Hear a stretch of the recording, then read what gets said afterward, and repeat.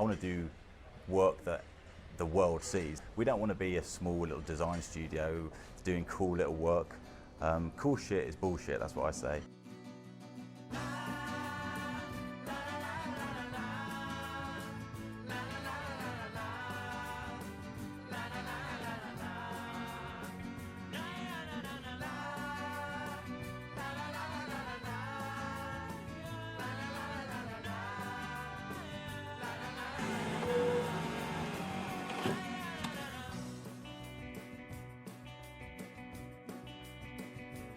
I'm Mills, Chief Wonka at ustwo, the studio of dreams. It's interesting when I think about how ustwo started. We never had any thoughts or plans as to what we're going to do with the studio. It was just like, let's do something really good. Let's just work on great projects. That's what we love doing. You know, we're not businessmen. We were me. I was the visual designer, and Sinx was the interaction designer. And together, it's like the perfect combination. Name's Sinx. It's always been Sinx and Mills since we started. I've known Mills since I was about 11. We both grew up in Tunbridge Wells. Best friends, we go back since little kids.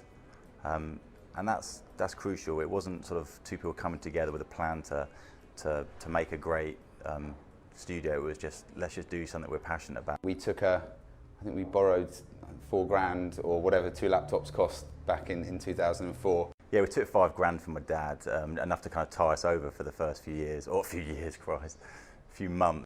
I kind of remember starting out in my kitchen, but Sinx has another story, a different version of that. Mixture of my bedroom, his bedroom, and get a few jobs done. Very quickly we were able to do some sort of good deals, our only kind of business deals ever with Sony Ericsson. Which allowed us to suddenly look for a studio that could hold like 5-6 people, and allowed us to hire a couple of people. And we went back and we hired a couple of people that we were working with before. For the first few years, you know, a majority of our work was with the design centre at Sony Ericsson, and they gave us a real chance to learn about interaction design, especially on mobile devices. We were very, very good to them. They were very good to us. That's how what kick-started the whole company. So we owe them a lot.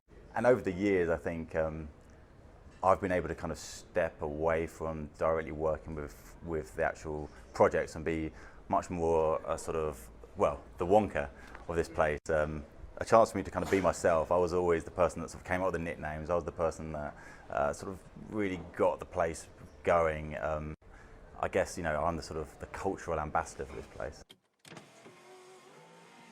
This whole company is made on who we hire. So I'm going to be spending more time here than I do at home with my family or wherever. So I need to properly like the people that we work with. So we've always made a real effort to, I mean, yes, of course they have to be good enough, but really the most important thing for us is that they kind of, everyone thinks they're great guys, they're great girls, or people love working with. 90 fully engaged, creative animators, designers, developers, all focused on the art of making great product. We really strive for creating this culture where people from outside almost think first that I want to work there.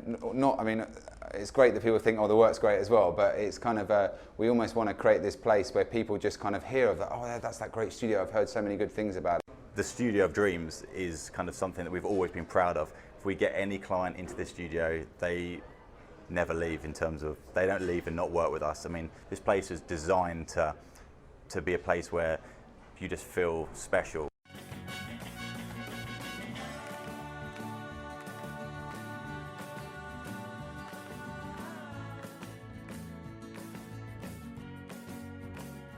We were passionate about doing great work and hard work. I mean, that was absolutely crucial, but we were passionate about having a place that, you know, you go to do great work. It wasn't about, you know, you're going to spend a lot of your time here, so well, who wants to work in a place that makes you feel a bit sick? We didn't want, equally, a sterile design studio full of white walls. You know, we wanted somewhere that had emotion, had a personality.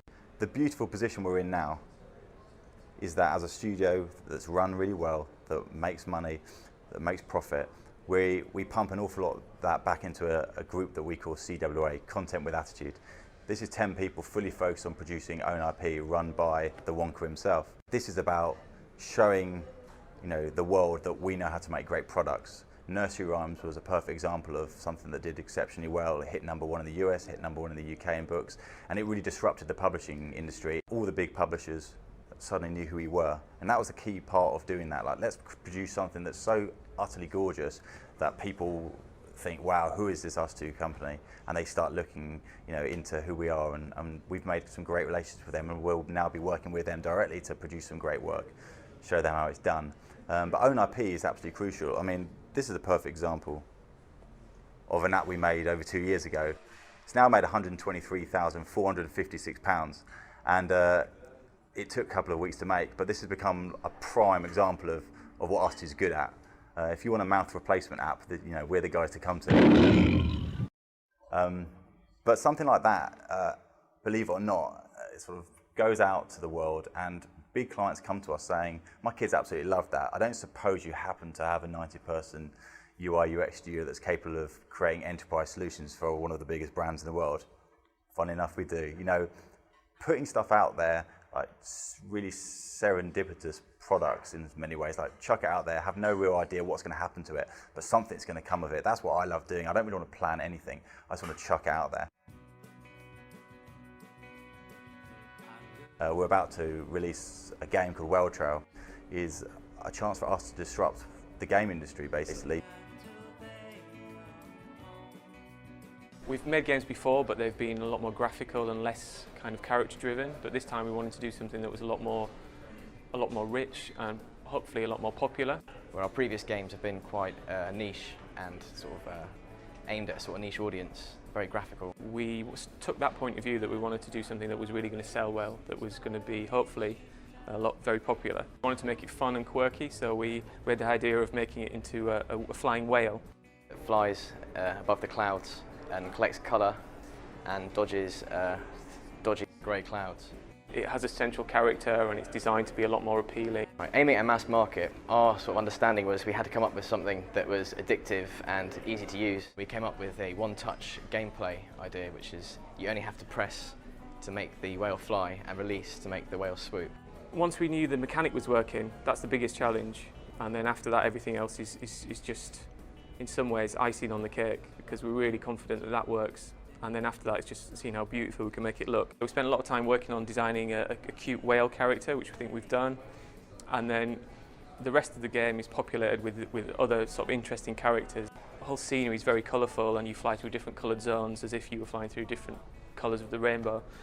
So we've spent a lot of time working on different areas corresponding to the different colours of the rainbow, and each one has their own unique feel and their own kind of strange population that live there too. Well Trail's our sort of chance to do what we do best, but to put it out to the mass market. I mean, a lot of the problems we've had with the stuff we've done over the years is that it's exceptional, but you know, they were aimed at a niche of designers or maybe a niche of music enthusiasts in the case of instrumental. But with Well Trail, what we're trying to do is take all those learnings for the last 2 years and then create something truly perfect, as we did with Nursery Rhymes, but put it out into a market that's willing to receive something. I think gaming is something like 45% of the market in iOS, and we want to be a part of that. And we think that, you know, Willow, this beautiful little specimen, this little character, is our pass to the riches of the App Store. We wanted to create a game that's not like a AAA title, but something that's almost like what we call a candy game.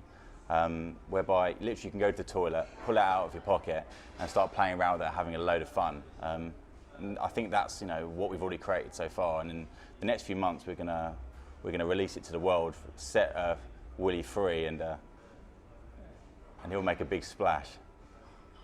I think there's an awful lot of fugazi design studios out there that all of a sudden, when there's a very easy route to marketing what you do and get it out there via things like the App Store, that, you know, it's showing a lot of studios up. Like, you know, we're putting $500,000 this year into producing products that may or may not make money, but it's not about that. It's about showing that we really care.